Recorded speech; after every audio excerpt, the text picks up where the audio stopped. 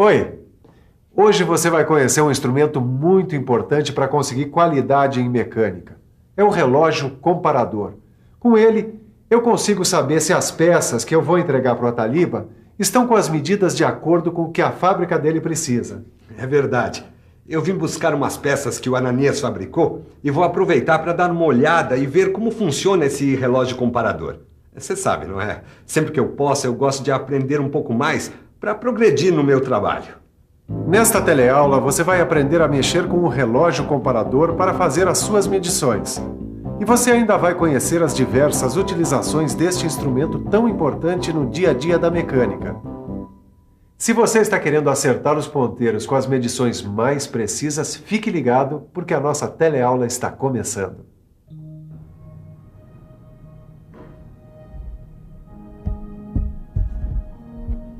Ó, Sofia, tá aqui o relógio comparador que você me pediu. Obrigada. Me diz uma coisa, por que tem esse nome, hein? Comparador. Isso é fácil de entender. Ele recebe esse nome porque ele mede a grandeza de peças por comparação. Ou seja, ele define a diferença da grandeza que existe entre a peça e um padrão de dimensão pré-determinado. Daí o termo medição indireta. Mas então qual é a dimensão da peça medida? Olha só, a dimensão da peça é igual à dimensão do padrão, mais ou menos a diferença indicada pelo relógio comparador. Padrão? Mas que padrão é esse, Sofia? É que na medida por comparação, a peça protótipo com dimensões definidas é tomada como padrão e utilizada como referência. Nossa, esse relógio tem tanta coisa que deve ser bem difícil usar, hein? Que nada. Repare que o relógio comparador tem uma escala e um ponteiro ligados por mecanismos diversos a uma ponta de contato. Silva, essa ponta aqui, ó, entra em contato com o quê? Com a peça que vai ser medida, ora. Sabe, Tito, este comparador centesimal é instrumento comum de medição por comparação. Veja, a gente zera aqui. Certo. Aqui, perceba que as diferenças percebidas pela ponta de contato são ampliadas mecanicamente e fazem o ponteiro girar diante da escala, viu? Já entendi. A ponta de contato sofre uma pressão que mexe o ponteiro. Exatamente. Se o ponteiro girar no sentido horário, a diferença é positiva. Isso significa que a peça tem uma dimensão maior do que a estabelecida. Agora, se o ponteiro girar em sentido anti-horário, então a diferença é negativa. Aí quer dizer que a peça tem uma dimensão menor do que a que deveria ter. Ah, Silva. Bom, dá uma olhada nesse aqui, ó. Eu acho que ele tá meio diferente, ó. Não tá diferente não, Tito. Esse daqui é um relógio vertical. Nesse relógio a escala está perpendicular à ponta. E para que serve esse ponteiro menor aqui, Silva? É para o caso de ter um curso com mais de uma volta. Ele é chamado de contador de voltas do ponteiro principal. Ah, então é assim que você checa para ver se a peça está dentro da sua tolerância, né? É.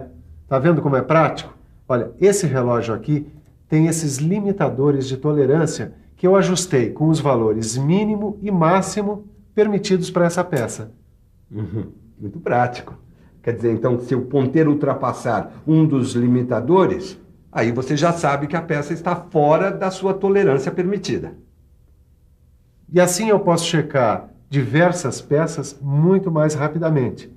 Além dos limitadores de tolerância, existem outros acessórios especiais que se adaptam aos relógios comparadores. Com eles, é possível fazer controle em série de peças, medições especiais de superfícies verticais, de profundidade, de espessuras, entre outras coisas. O medidor de espessura, por exemplo, é um dispositivo destinado à medição da espessura de chapas. Esse aqui é o medidor de profundidade. Bom, o nome já diz tudo. E este é o medidor interno com relógio comparador ou súbito. Com este dispositivo, os relógios comparadores também servem para furos. Uma das vantagens é a verificação da dimensão do diâmetro ou de defeitos como conicidade e ovalização do furo. E tudo com muita rapidez. E com muita rapidez, Caio, também é feita a medição por esse relógio. Ô, louco, hein, Sofia? Esse aí é super sofisticado. É mesmo, esse é um relógio comparador eletrônico. Ele permite uma leitura rápida em milímetros com conversão para polegada, zeragem em qualquer ponto, e ainda tem uma saída para este mini processador estatístico. E para que serve esse tipo de relógio? A sua aplicação ela é bem parecida com um relógio comparador comum, A diferença é que a amplificação é eletrônica e tem mais as vantagens que a gente já viu.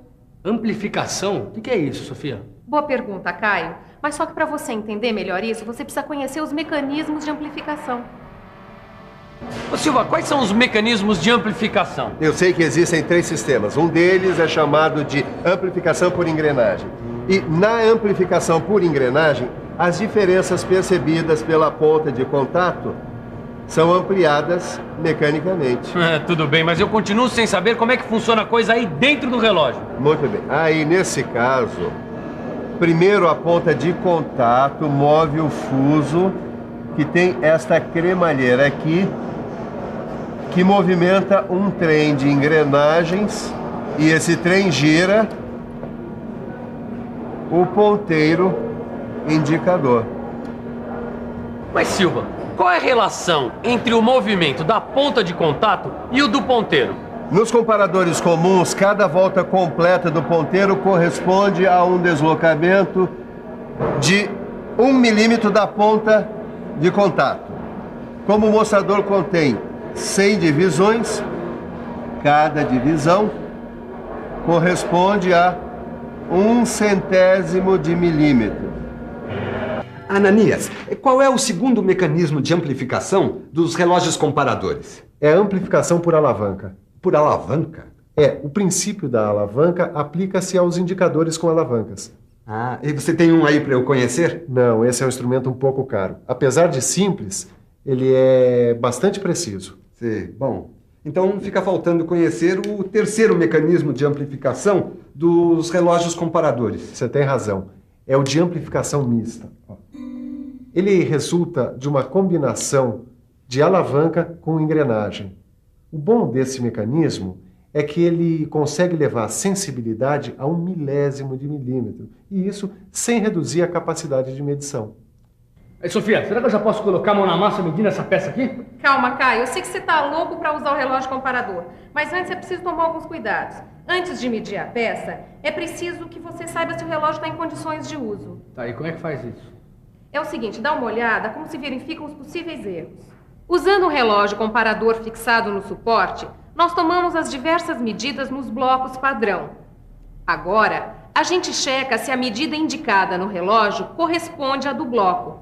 Também existem calibradores específicos para os relógios comparadores. Antes de tocar na peça, o ponteiro do relógio comparador fica em uma posição anterior ao zero. Assim, ao iniciar uma medida, deve-se dar uma pré-carga para o ajuste do zero.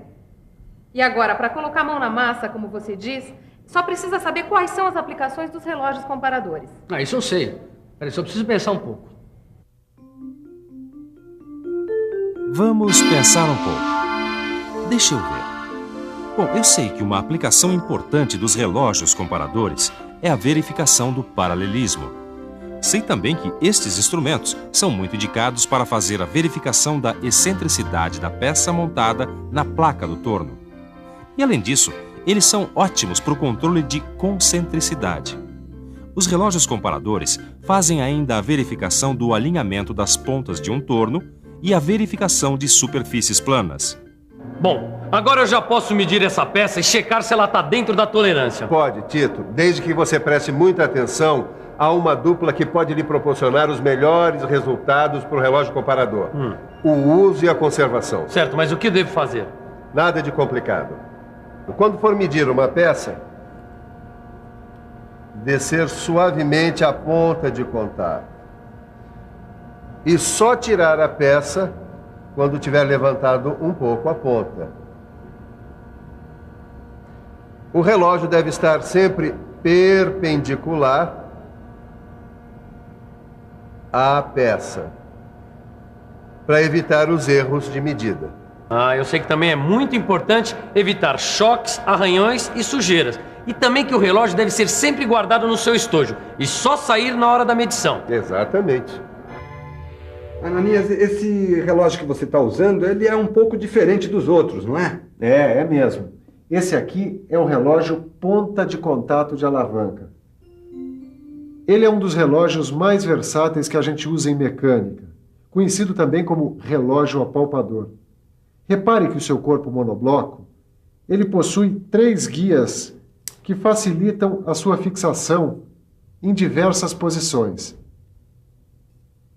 Existem dois tipos de relógios apalpadores. Um deles, que é esse aqui, ó, ele possui reversão automática do movimento da ponta de medição. O outro, que é este daqui, ó, ele tem uma alavanca inversora que seleciona a direção do movimento de medição, ascendente ou descendente.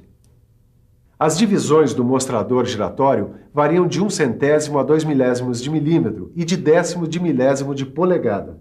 É? Quanta precisão, hein?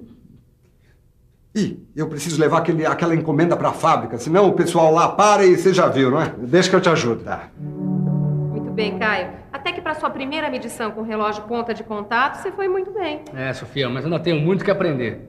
Mas por enquanto, basta saber o seguinte. O relógio ponta de contato universal tem uma grande variedade de aplicações, tanto na produção como na inspeção final. Ele é muito versátil. Ele é usado na determinação de excentricidade, alinhamento e centragem de peças, paralelismo entre as faces, nas medições internas e em detalhes de difícil acesso. Olhem os exemplos de aplicação.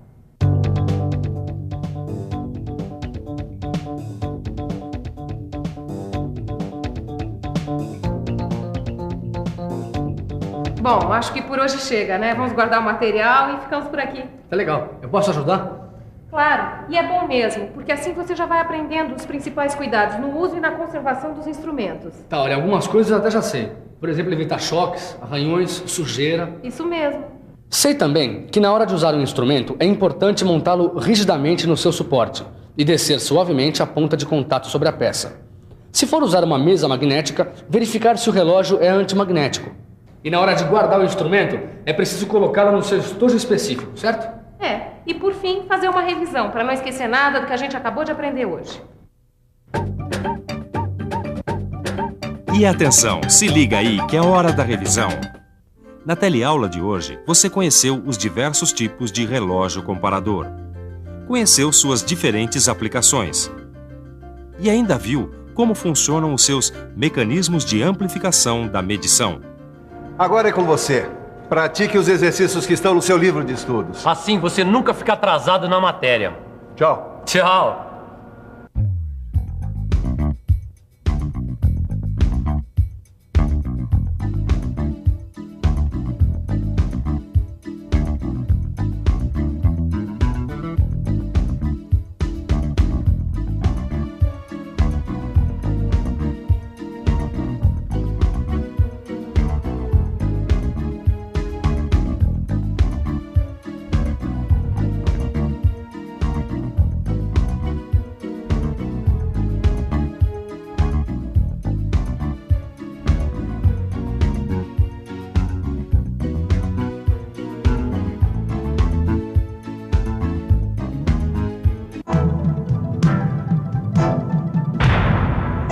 Telecurso 2000, um programa de educação do Sistema Fiesp e da Fundação Roberto Marinho.